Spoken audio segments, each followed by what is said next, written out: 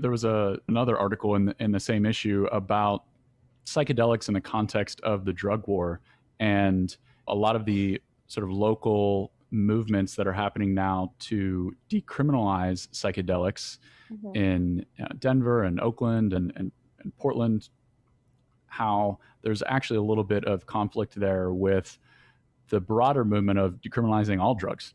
And it was great. I just read it today. And it was, you made a really interesting point. It was very eye-opening for me to think about how decriminalization is one thing. And in Portland, for example, there's a proposition to allow for legalization of psilocybin in medical settings. And on the surface, that sounds like a great thing to people in the community. But what happens is exactly what you were just mentioning, where more or less it becomes accessible to more privileged people, right? People with more money, perhaps more white people than people of color. How do you think about that? And what is the path forward? And is the sort of decriminalization movement that's happening right now a necessary first step, even if it isn't a complete solution? Yeah, I think, look, so Oregon is a really interesting example of what's happening. We have the election in a week. There are two bills on the table. One is, like you said, to legalize psilocybin in therapeutic contexts, and the other is to decriminalize personal possession amounts of every single drug.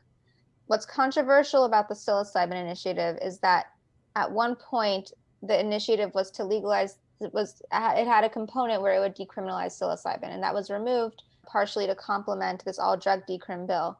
And so a lot of activists in this space are a little bit upset about the idea that it's only for legal and therapeutic contexts, right? Because then the question is, who has access to psilocybin therapy? Who wants to be doing psilocybin in that kind of therapeutic way? Why is one form of taking psilocybin, quote, more legitimate and worthy of being legal than another form? Is it more legit to do psilocybin with a therapist, or is it more legit to go camping and just doing it with your friends? Even if, and that in and of itself might be therapeutic. And so then we have to ask ourselves, what is therapy and what is medicine? And I think, especially we've seen with the cannabis movement, where you have adult use marijuana, it's legal recreationally, and then you have medical marijuana. You would think that there's this dichotomy between recreation and medicine, and that's not how it is. You can go camping and have a totally therapeutic reset without a therapist present. And you could also do therapy and actually end up having a fun time. It doesn't it's hard work, but it could also be transcendent and silly and all of those things. And yeah, and I do agree. Natalie Ginsburg, who I interviewed for the story, she works at MAPS as the policy and advocacy director, said it really well. If psychedelics are about healing, then we really do need to be conscientious of not harming other communities of drug users in the process of uplifting psychedelics.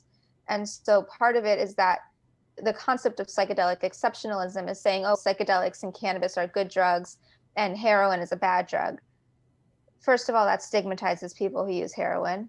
Second of all, it makes it harder for those people to maybe come out of the closet or to talk openly about their heroin use, and for society at large to be having real, honest conversations about what we can be doing for hard drug users. For instance, in Canada, they have safe injection facilities where you can go and shoot heroin under the supervision of trained professionals, to look out for overdoses and stuff like that.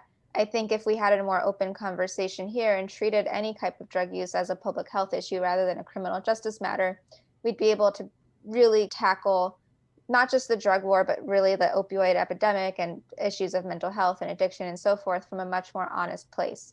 And that, all that being said, is the reason someone chooses to do heroin or meth or whatever the drug is may not be so different from the reasons another person is choosing to do LSD.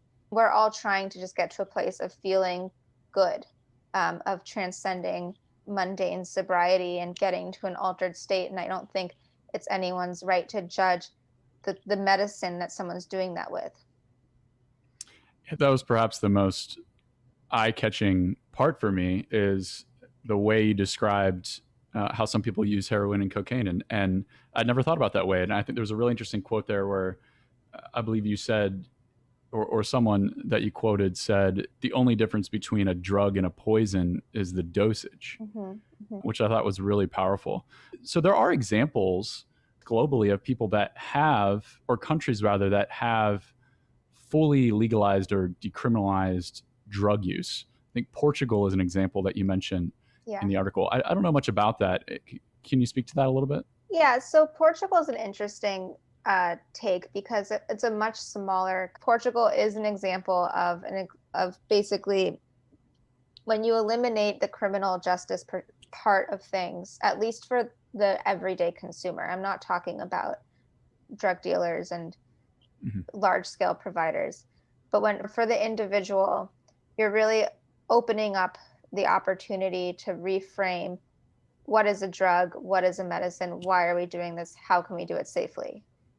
All that said, I also think there's a lot to, when you ask about the decrim movement throughout the United States right now happening with regard to psychedelics or all sorts of plant medicines, the model that's being promoted is grow, gather, gift. And so it purposefully excludes a retail model. That's fine. However, there do need to be providers of the medicine. What protections are afforded to those people? I don't think drug dealers should be stigmatized.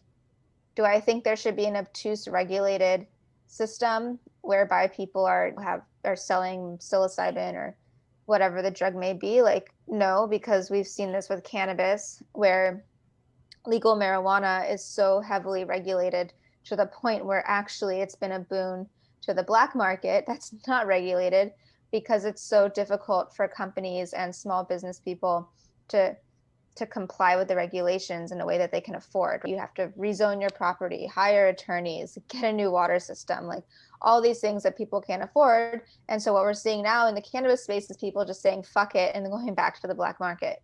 So we don't want to repeat that with psilocybin or psychedelics. And we don't want to see an industry where people are only able to compete in the legal market if they're heavily capitalized, because that just opens the door to like these big kind of corporations and leaves out the small mom and pop mushroom grower or whatever. So I think there needs to be a kind of happy medium that doesn't favor or lean toward a certain type of business model. All this said, I do think there need to be protections for people who are growing for more than just personal use. And how hopeful are you about that scenario playing out? And in what time frame do you think? I think within 5 to 10 years, I hope that's realistic. Probably on state levels or maybe like individual jurisdiction levels, we're going to see some sort of system in place. It would be amazing if it were on a federal level, but I don't know to what extent we want the federal government really getting involved in heavy regulation. I think decriminalization is the way to go because it's not that I don't want to see things regulated. I think they do need to be regulated to an extent so people can be aware of quality of the medicine and dosage and being able to take it safely and buying it from a trusted source. So I think we are going to see some level of retail, but I don't know what it's going to look like yet. I am researching that first story as we speak.